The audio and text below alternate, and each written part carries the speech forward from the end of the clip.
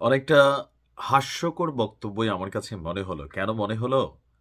যে গত ১ থেকে ২ সপ্তাহ আগেও এনসিপির নেতারা যেই দলটির সাথে ওতপ্রোতভাবে মিলমিশে ছিলেন, এমনকি এনসিপির যতগুলো সফল রাজনৈতিক এক্টিভিটিস আছে, সেগুলোর পেছনে যাদের সমর্থনটা সবচেয়ে বড় ছিল, ইভেন যেই দলটার হাতে গ্রুমিং হয়েছে, খোদ এই দলটির যিনি একজন প্রধান নেতা নাহিদ ইসলাম, ডাক্তার তাহের ভাই বলছিল জামাতের যে নাহিদকে জামাত গ্রুমিং করেছে।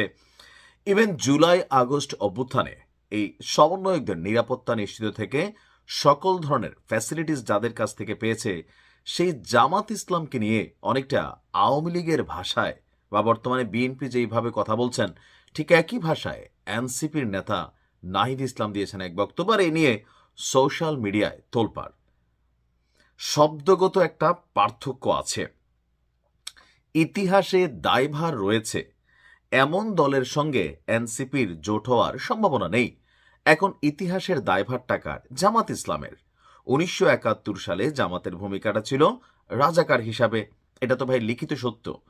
তো আওয়ামী লীগ যে রাজাকার ইস্যুতে দলের ক্ষমতাটাই হারাই ফেলল, বা যে রাজাকার ইস্যুতে বাংলাদেশ তোলপাড় হইল, এখন শব্দগত সামান্য পরিবর্তন করে সেই দলটাকে নিয়ে আবারও প্রশ্ন ছুড়ে দিলেন যে এনসিপি জামাতের সাথে জোট গড়বে না। সরাসরি বলতে পারতো নাহিদ ইসলাম যে জামাতের সাথে আমরা ভবিষ্যতে কোনো ধরনের জোটে যাব না, কিন্তু তিনি ঘুরাইয়া পেঁচায় কোনটা বললেন? ইতিহাসে দায়ভার রয়েছে, তার মানে ১৯৭১-এ জামাত ইসলামের যে ভূমিকা ছিল রাজাকার হিসাবে, সেই শব্দটারই আর একটা পিউরিফাইড শব্দ হিসাবে আমার কাছে মনে হলো তিনি ব্যবহার করেছেন। দর্শক, রাজনৈতিকভাবে এনসিপির অবস্থান অনেকটা বেকায়দায় পড়ে গেছে। শুধুমাত্র সোশ্যাল মিডিয়াতে অথবা বিভিন্ন জায়গায় কয়েকজন নেতার বক্তব্য ছাড়া সারা বাংলাদেশে দলটির আসলে ভোটের ব্যাংক কতটুকু, বা ছাত্রদের কাছেও এই দলটির বর্তমান অবস্থান কতটুকু, বেশ কয়েকটা পাবলিক ইউনিভার্সিটির নির্বাচনে তা প্রমাণিত হয়েছে। এরপর পরে আলোচনায় ছিল যে জামাতের সাথে জোট বাঁধবে এনসিপি, কিন্তু মাঝখানে আমরা দেখলাম যে বিএনপির সাথেই এনসিপির জোট বাঁধার আলাপ আলোচনা চলছে, বা বিভিন্ন জায়গা থেকে আমরা দেখছি।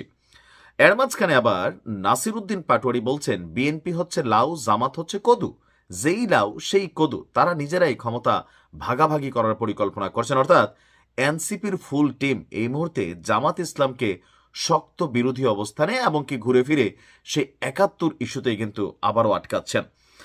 নাহিদ ইসলাম বলছেন যে আপনার জুলাই সনদ বাস্তবায়ন সহ আরো বিভিন্ন ইস্যুতে এখানে বক্তব্য ছিল। এরপরে ফাইনাল প্রশ্নটা ছিল যে আগামী নির্বাচনে এনসিপি কি একা নির্বাচন করবে নাকি জোট বেঁধে? একা নির্বাচন এনসিপি করবে এটা একটা পাগলেও বিশ্বাস করে না। সারা বাংলাদেশে জামানতের যে টাকাটা সেটাও কিন্তু তুলে আনতে পারবে না, ওইটাও মাইর চলে যাবে। সো এনসিপির দরকার হচ্ছে বড় কোনো দলের সাথে। তো এই মুহূর্তে বড় দলকে বিএনপি এবং জামাত, দুইটা দলের কোনোটার সাথে যদি লেজ ধরে না ঝুলে থাকে, তাহলে তারা সারা বাংলাদেশের কোনো আসনে এককভাবে পাশ করে আসতে পারবে না। এটা বাচ্চাও কিন্তু আজকের দিনে এসে এই ১৪-১৫ মাস পরে বুঝতে পারে। এখন এই যে হঠাৎ করে জামাতকে নিয়ে এই ধরনের বক্তব্য দেওয়া হচ্ছে, জামাতও পাল্টাভাবে বক্তব্য দিচ্ছে, আবার এটাকে কাউন্টার করে এনসিপি বক্তব্য দিচ্ছে।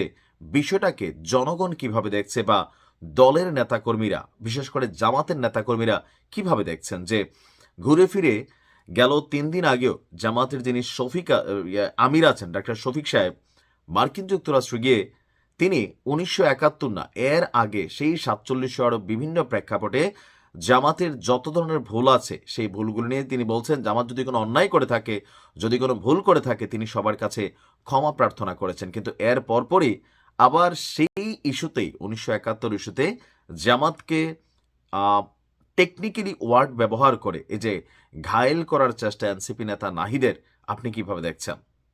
ভেতরে দ্বন্দ্বটা কোথায় হলো যে হঠাৎ করে জামাতের বিপরীতে এত শক্ত অবস্থান কেন এনসিপির হয়ে গেল? এটা কি বিএনপির থেকে কোনো গ্রিন সিগন্যাল, নাকি আসলে অন্য কোনো কাহিনী? আবার বিএনপিকে নিয়েও সমালোচনা করছে, নাকি এটাও কোনো গেম যে জামাত এবং এনসিপি এখন আর একসাথে নেই? আসলে জনগণ হিসেবে আমাদের বুঝরা অনেকটা কষ্টসাধ্য ব্যাপার। তো আপনি কি মনে করছেন নাহিদের এমন মন্তব্যে? ভালো থাকুন।